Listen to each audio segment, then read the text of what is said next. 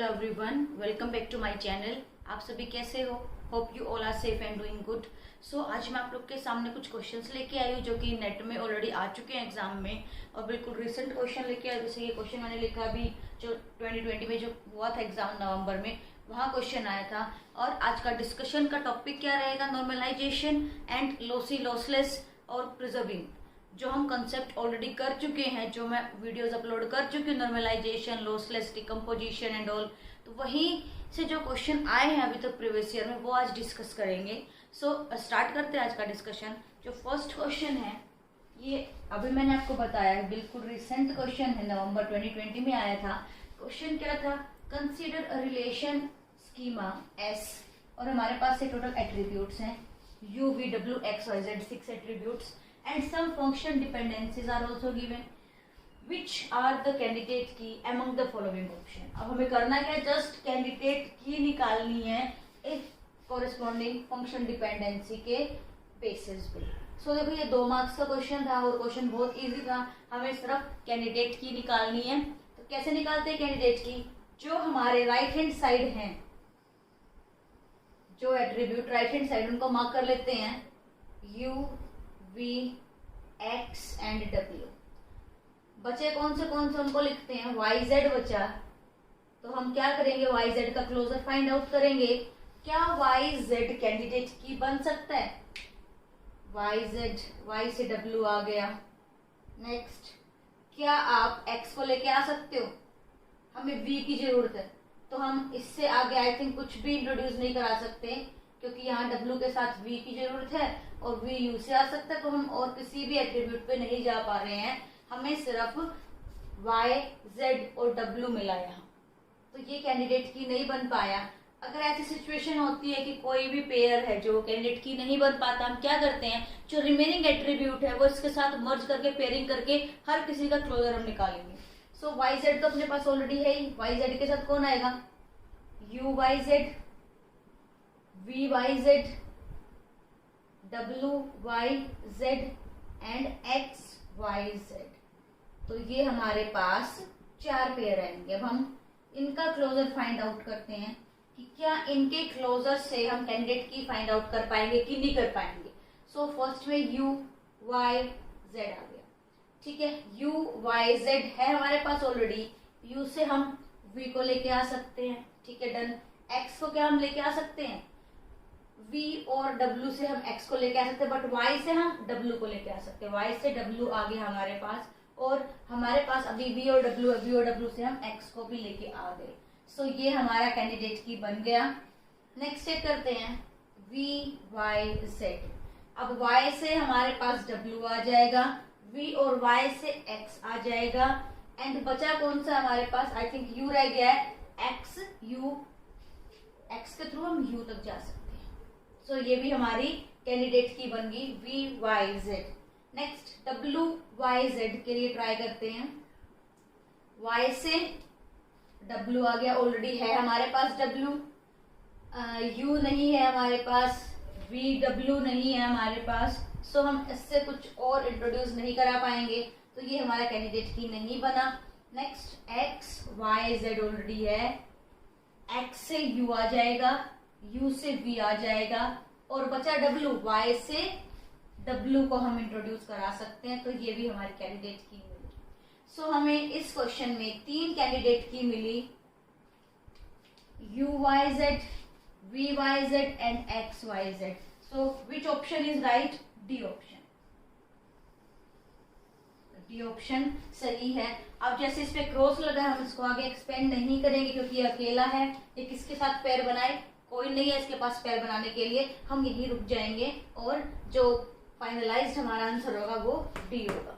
Hope आपको clear होगा। ये क्वेश्चन बहुत ही इजी क्वेश्चन था, 2020 में आया था। सो कैंडिडेट की नॉर्मलाइजेशन, यहाँ से क्वेश्चन पूछे जाते हैं। ये टॉपिक आप अच्छे से प्रिपेयर कर लेना मेरी DBMS प्ले लिस्ट में जाकर के। नेक्स्ट क्वेश्चन देखते हैं, जो कि नेट दिसंबर 2019 में आया था। यहाँ हमें एक तरह से पैराग्राफ गिवन था। An organization needs to maintain a database using 5 attributes A, B, C, D, E. These attributes are functionally dependent on each other for which function dependency set F is given as, ये में F D is given है। Consider a relation R A B C D E with function dependency F, also all attribute are simple and take atomic value.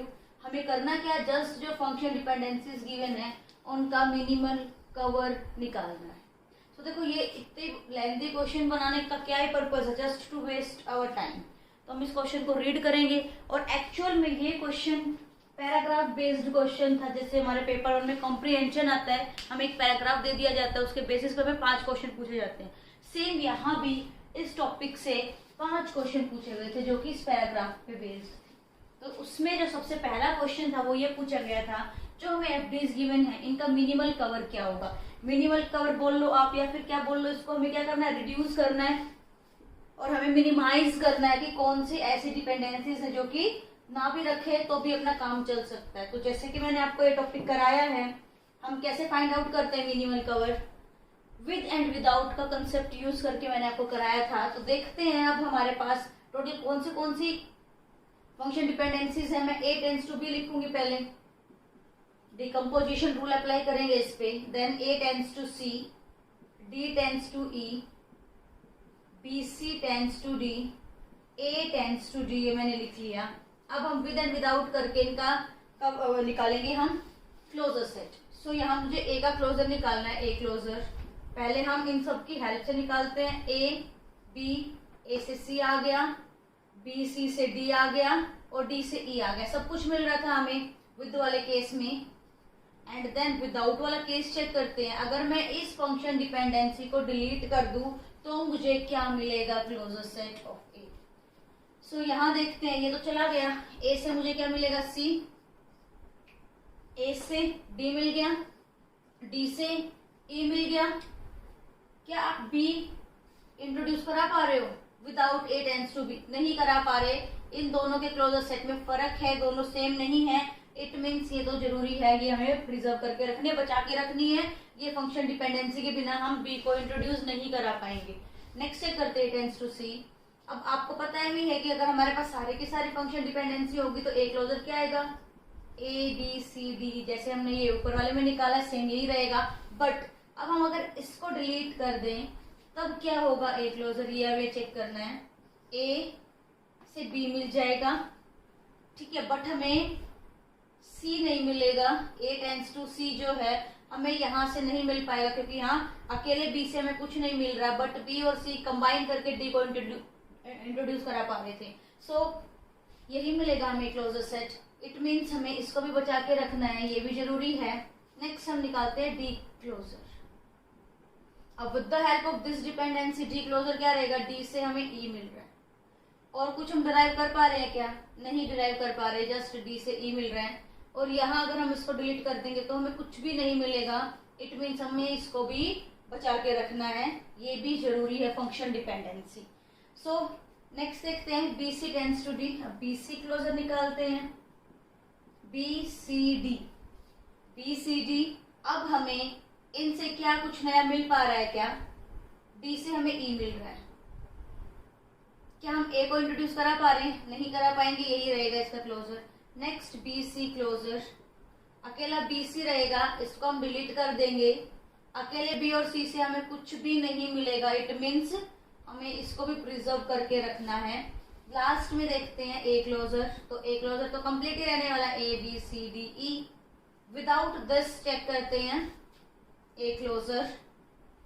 ए से B और सी मिल रहा है हमें, B C से हमें डी मिल रहा है और डी से हमें ई मिल रहा है, तो दोनों सेम आ रहे हैं। इट मीन्स हम इसको डिलीट कर सकते हैं, ये रिक्वायर्ड नहीं है ये फंक्शन डिपेंडेंसी।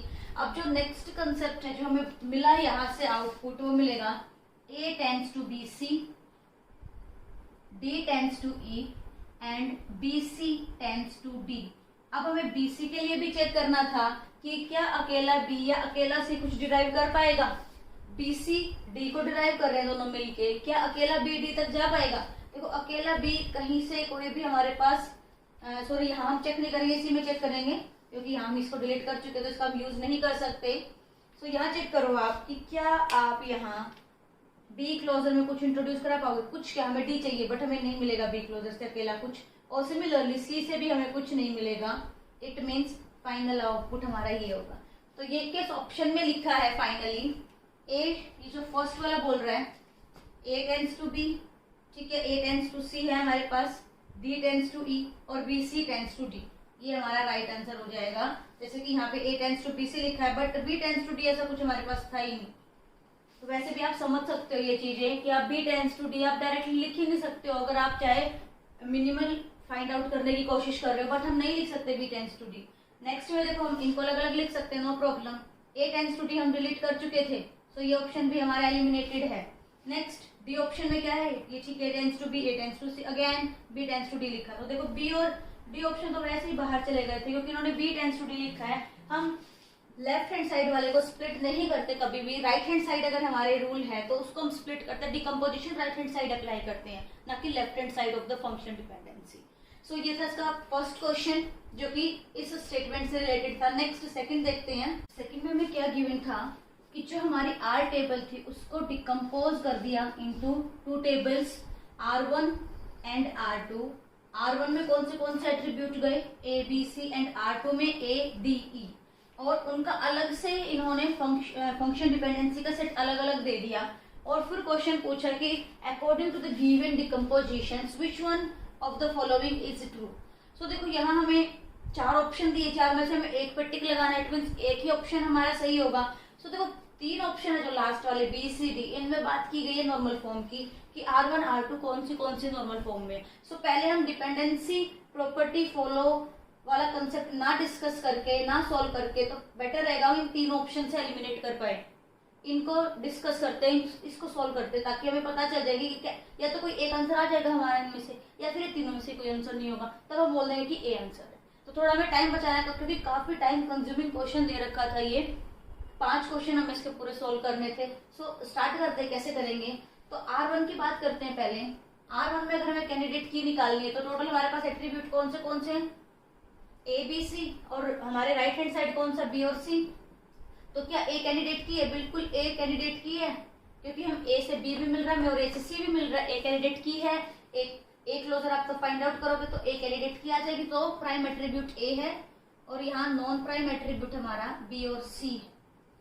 अब सेम वही कहानी की अगर हमारे पास जो अल्फा है वो सारे के सारे सुपर की बन जाएं तो हम क्या बोल देंगे, वो BCNF में A tends to B, A tends to C। So देखो यहाँ पे अल्फा हमारा है, दोनों के दोनों कैंडिडेट की है और वही हमारी सुपर की है। सो हमें ये पता चल गया कि जो R1 है वो किस में है, BCNF में है। ठीक है, ये हमारा कंसेप्ट क्लियर हो गया कि R1 हमारा BCNF में। नेक्स्ट देखते हैं R2 में राइट हैंड साइड D और E है, बचा कौन, A। क्या हम A क्लोजर फाइंड आउट करेंगे तो क्या वो कैंडिडेट की बन पाएगा, R2 की बात कर रहे हैं तब हम A क्लोजर फाइंड आउट करेंगे, A से D मिल रहा है और D से E मिल रहा है, बिल्कुल कर पा रहे हैं, हमें मिल जाएगा। सो नेक्स्ट यहाँ पे हमारा प्राइम एट्रीब्यूट A है एंड नॉन प्राइम एट्रीब्यूट हमारे पास D और E है। अब हमें फाइंड आउट करना है कि क्या ऑल अल्फा हमारे सुपर की है, नहीं है, D is not super key, so it is not in BCNF। Then we will try for 3NF। 3NF में क्या चाहिए, आइदर अल्फा इज सुपर की और बीटा इज प्राइम एट्रीब्यूट। सो यहाँ देखो ये तो हमारी सुपर की है, इसके लिए हमें चेक करने की जरूरत नहीं, यहाँ चेक करते हैं तो ये क्या होना चाहिए, प्राइम एट्रीब्यूट होना चाहिए, but it is not prime attribute, it is non prime attribute, तो ये 3NF में भी नहीं है। और फिर हम चेक करते हैं कि कोई भी हमें पार्शियल डिपेंडेंसी मिल जाए। क्या हमें यहाँ पार्शियल डिपेंडेंसी मिलेगी, नहीं है पार्शियल डिपेंडेंसी, क्योंकि partial dependency prime to non prime जाती है। तो ये प्राइम टू नॉन प्राइम तो है, बट ये हमारी कैंडिडेट की है, सो ये ओके है बात। और ये non prime to non prime है, तो ये हमारा 2NF में है। तो देखो बाकी इसका आंसर D है हमारा। क्यों है D आंसर, क्योंकि अगर जो रिलेशन BCNF में वो 3NF में भी होगा, बट अभी हम ये भी चेक करते हैं कि क्या यहाँ पे डिपेंडेंसी प्रिजर्विंग वाला कंसेप्ट फॉलो हो रहा है कि नहीं हो रहा। देखते हैं कि सारे की सारी डिपेंडेंसी प्रिजर्व हो रही है R1 या R2 में। सो R1 टेबल, फिर हमारे पास R2 टेबल है। अब टोटल हमारे पास डिपेंडेंसीज है जो हमारे R में है, ऊपर लिखी हुई है, तो हम इनको स्प्लिट करते हैं। यहाँ R1 में अपने पास A B C जाएगा और यहाँ A D E जाएगा। सो फर्स्ट जो डिपेंडेंसी है A टेंड्स टू BC यहाँ चली गई, D टेंड्स टू E यहाँ पे आ जाएगी, then BC tends to D कहीं नहीं जाएगी, BC टेंड्स टू D क्योंकि B यहाँ पे BC हमारा R1 में और D हमारा R2 में है। Next A tends to D वो भी कहीं यहाँ चली जाएगी R2 में, A टेंड्स टू D हमारी यहाँ चली जाएगी R2 में। इतना तो हमें पता लग गया कि हमने डिपेंडेंसीज को सॉर्ट कर दिया, अभी ये वाली रहती है, बट हमें करना क्या है, क्लोजेस्ट सेट फाइंड आउट करेंगे हम with respect to the parent function dependency की कोई हिडन डिपेंडेंसी है कि नहीं है। अब आप अगर यहाँ चेक करो कि हमारे पास 3 पेयर है, सो ए क्लोजर चेक करोगे आप, ए से हमें क्या मिल रहा है, ए से अगर यहाँ हम इधर निकाल के देखते हैं ए क्लोजर, ए से हमें मिल रहा है ए बी सी, बी सी से हमें डी मिल रहा है एंड हमें ई मिल रहा है डी से, ठीक है, सब कुछ मिल रहा है हमें। तो मैं यहाँ पे ए टेंड्स टू बी सी यहाँ तो मिल ही रहा है, ठीक है, नो प्रॉब्लम, यहाँ ए टेंड्स टू डी और यहाँ हम ए को ऐड कर सकते हैं, ए टेंड्स टू ई ऐड कर सकते हैं। ये हमारी हिडन फंक्शन डिपेंडेंसी आई ए की वजह से। नेक्स्ट हम चेक करेंगे बी क्लोजर, अकेले बी से हमें कुछ भी नहीं मिल रहा, देन सी क्लोजर, अकेले सी से भी हमें यहाँ कुछ नहीं मिलेगा, देन डी क्लोजर, डी से हमें क्या मिल रहा है, डी से ई मिल रहा है, दैट्स इट, और वो ऑलरेडी हम लिख चुके हैं, D tends to E. Then E closure, E से हमें यहाँ कुछ नहीं मिल रहा, तो यहाँ से भी कोई नई फंक्शन डिपेंडेंसी ऐड नहीं हुई। बट जैसे कि मैंने आपको बताया था, तब मैंने आपको डिकम्पोजिशन रिजर्विंग वाला कंसेप्ट कराया था कि अब हमारे पास 3 है यहाँ पे एट्रीब्यूट, तो 2-2 वाला पेयर भी हमें चेक करना है, ए बी क्लोजर भी हम फाइंड आउट करेंगे। सो आप चेक करो कि ए बी क्लोजर से हमें क्या मिल रहा है, सब कुछ मिलेगा ए बी क्लोजर से, तो मैं ऐसा लिख सकती हूँ ए बी टेंड्स टू सी। बात एक ही है, देखो ए से बी सी मिल रहा है, ए बी से सी मिल रहा है, तो ये यूजफुल तो नहीं है, बट हाँ ठीक है, हिडन है, ये भी हमने लिख लिया है। नेक्स्ट और क्या पेयर बन सकता है, यहाँ पे बी सी बन सकता है पेयर, तो बी सी क्लोजर आप तो फाइंड आउट करोगे, बी सी से हमें डी मिल रहा है, ए तो मिलेगा नहीं बी सी से हमें, तो कोई फायदा नहीं है इसका यूज करने का, ताकि हम यहाँ पे ऐसा कुछ हम नहीं लिख सकते यहाँ, तो ये फंक्शन डिपेंडेंसी हमें नहीं मिलेगी। बाकी जो ये डिराइव करने की कोशिश कर रहा है वो हमारा R2 में है, तो हम ये भी नहीं लिखेंगे। देन ए सी क्लोजर अगर हमें निकालना पड़े, सो क्या मिलेगा हमें, ए सी, ए से बी मिल रहा है, देन बी और सी से हमें डी मिल रहा है, सब कुछ मिलेगा यहाँ पे भी, सो आप लिख सकते हो ए सी टेंड्स टू बी भी आप लिख सकते हो। फिर हम चेक करते हैं R2 के लिए, R2 में हम सिंगल वाला तो यहाँ पे भी अप्लाई कर चुके हैं, ए डी ई का क्लोजर हम निकाल चुके थे, अब पेयर का काम करते हैं। ए डी पेयर बन सकता है, यहाँ पे ए ई पेयर बन सकता है और डी ई पेयर बन सकता है, तो इनका क्लोजर निकालते हैं। ए डी क्लोजर तो सब कुछ मिलेगा हमें ए डी से, तो मैं ऐसा लिख सकती हूँ ए डी टेंड्स टू ई, क्योंकि हमें क्या मिल जाएगा, ए से बी सी मिल रहा है हमें, डी ऑलरेडी है हमारे पास और डी से ई मिल रहा है, इसलिए ए डी टेंड्स टू ई मैंने यहाँ लिख दिया। नेक्स्ट ए ई, तो अब चेक करो, ए से सब कुछ मिल रहा है हमें और साथ में ई भी आ रहा है, तो वही बात है कि ए टेंड्स टू डी हमें मिल जाएगा। बात एक ही है, ये लिखो इससे मिल रहा है या फिर ये अकेला मिल रहा है इससे मिल, तो ये एक तरह से है तो रिडंडेंट ही। नेक्स्ट देखते हैं डी ई क्लोजर निकालेंगे हम, डी से ई, तो यहाँ हमें कुछ और नहीं मिल पाएगा, डी और ई सिर्फ यही हमारे पास एक डिपेंडेंसी है, वो ऑलरेडी हम लिख चुके हैं।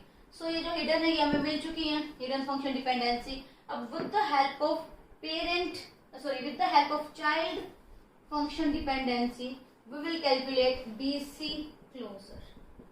अब आप B C closure find out करो, अकेला बी कहीं नहीं है, अकेला सी भी कहीं नहीं है और बी सी इकट्ठा भी कहीं नहीं है, तो हमें बी सी क्लोजर में हमें डी नहीं मिल रहा, हमें बी सी क्लोजर में, तो हमारा ये कंसेप्ट फॉलो नहीं हो रहा और ये दोनों 2NF में है, तो बहुत छोटी बात हो रही है। जो हमें मैक्सिमम, जो हाई लेवल हमारे जो नॉर्मलाइजेशन मिली है वो हमें क्या मिली, R1 is in 3NF and R2 is in 2NF। सबको क्लियर होगा क्यों हमने डी ऑप्शन को पिक किया, क्योंकि this is the best suitable option for this question. Next third question देखते हैं क्या आया यहाँ से।